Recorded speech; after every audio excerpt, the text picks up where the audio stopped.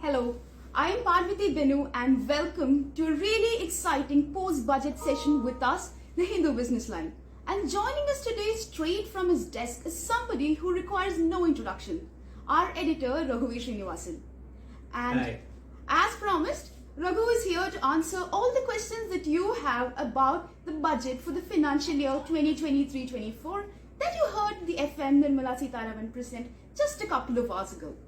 And if you have a question for Raghu, all that you have to do is type in the question on the comment box and he will be answering it real time for you. And a few of you have already sent us a few questions and we have those questions as well with us. And I will be asking the questions to Raghu on your behalf. So, sir, after the budget, a lot of people have questions about the new income tax rebate. So, somebody has asked, with the new income tax rebate, do you think a lot of people will migrate to the new tax regime? If yes, what benefits will this offer? Oh yeah, I think there is a very conscious push by the finance minister and the government to move people from the old to the new tax regime. She has cut tax rates on the new tax regime. She has increased the slabs rates. So the entry is at 7 lakhs, up to 7 lakhs is a basic exemption.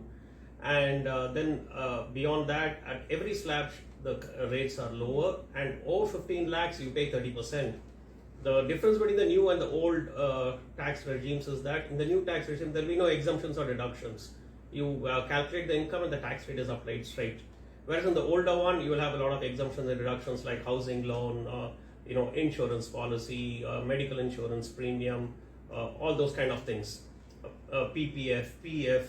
So for someone who has a housing loan, a big quantum of housing loan, it's probably beneficial to stay in the old one. But if you don't have any housing loan interest or principal to repay, or if you don't have too many investments in provident fund, public provident fund, and other things, I think it's better to move to the new system where you'll benefit more in terms of lower taxes.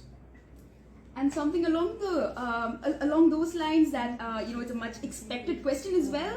How will the new tax regime help the middle class? Oh yeah, it will certainly help the middle class because if you see, the middle class has not received any tax rebates or tax cuts in the last several years, and this is the first time something conscious has been done. But again, it is not for people in the old tax slabs. So for those of the new slabs, it will put more money in the pocket. As FM said, I think she quoted a figure of some 10% lower tax at the highest bracket if you take the new tax regime. That is, if your income is more than 15 lakhs and you move from the old to the new tax regime and you don't have any exemptions in the old, that is, I'm assuming that you don't have any housing loan or other investments. And if you move to the new one, you pay 10% tax, lower tax in the new regime. So that will put some money in the hands of middle class people, I guess. And again, we have another expected question. Will this budget provide relief to the startups?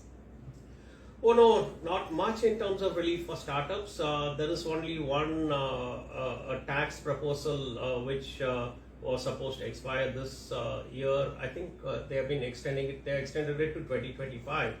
So other than that, nothing significant in terms of relief for startups. No tax concessions for sure.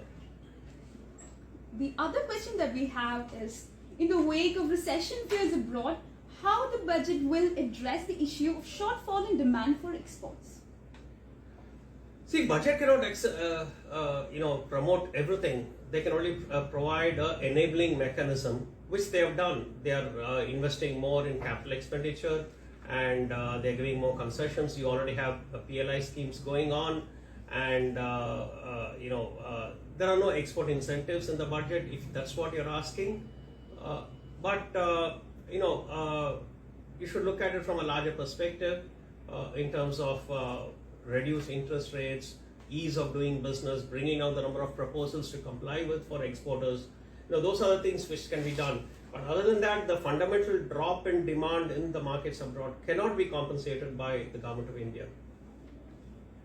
And then someone else has asked, what is the credit guarantee scheme and how will it help the MSMEs? Oh yeah, credit guarantee scheme. I think she's provided a principal of about 9,000 crores, if I'm right, which under which MSMEs can borrow from banks without collateral, and that's for a period of 2 years, if I'm right, if I recall right from the speech. So this will enable MSMEs who don't have collaterals, who don't have assets to pledge, or who have already pledged all of their assets. They can go to their banks and ask for assistance, which the banks can provide. All put together, all banks in India, up to a total of 9,000 crores, if I'm right. And okay, somebody has this question. Since 2014, the suicide rate of daily wage workers, self-employed and unemployed, is gradually increasing. I don't know what data set they're referring to here.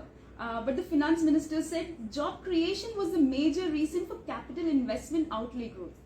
How do you see it?